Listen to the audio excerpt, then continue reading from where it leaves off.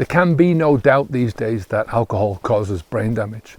And it's not just in the long term, you know, it's not just after chronic alcohol abuse, as they call it. It's in the short term.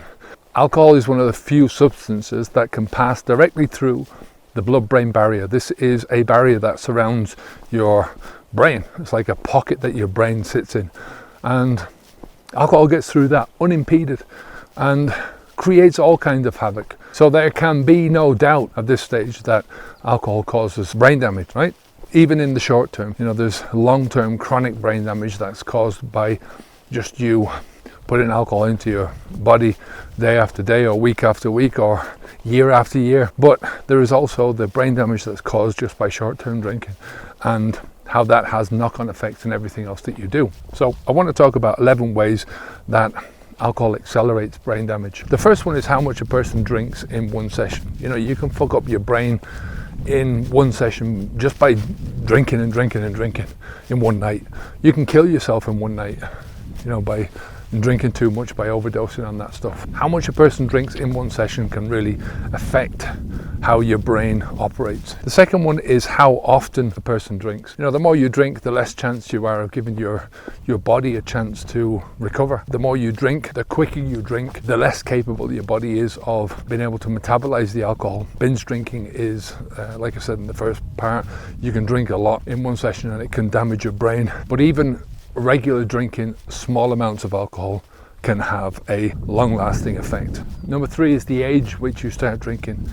A young body is incapable of dealing with large amounts of alcohol.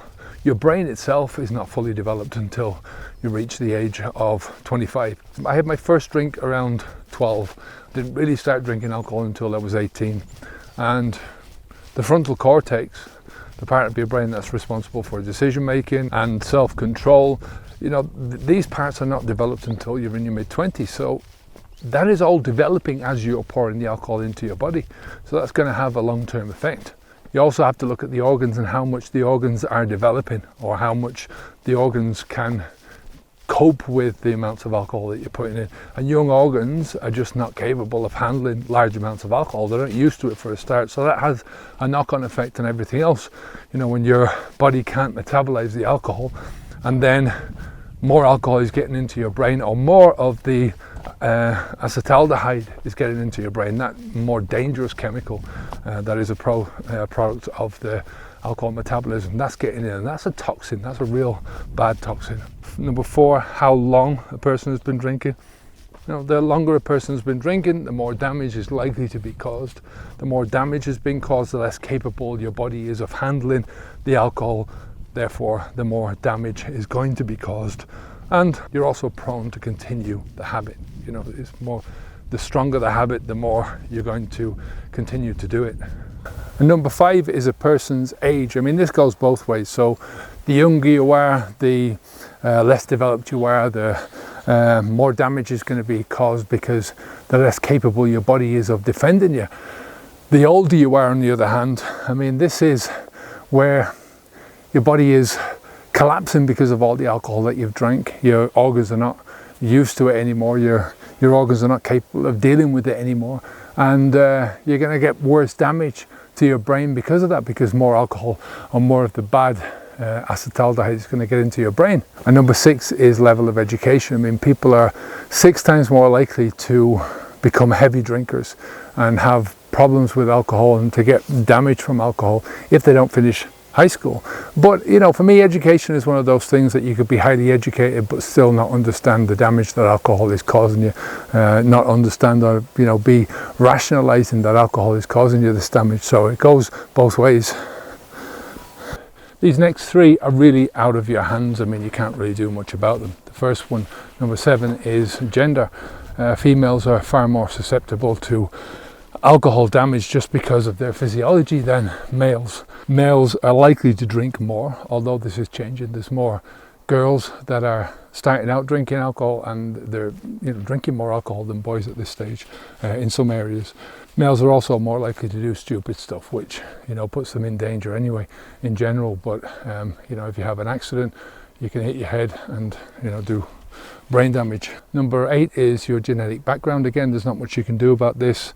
It plays a part to some extent. You know, it can make it easier for you to form habits. Some people are more susceptible to brain injury than others. Number 9 is your family history of alcoholism. Again, you know, you're more likely to normalize alcohol if it's seen at home, if it's encouraged at home.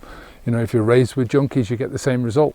And number 10 is whether or not the person is at risk from prenatal exposure from alcohol. You know, we've all heard of the woman shouldn't be drinking when she's pregnant with a child.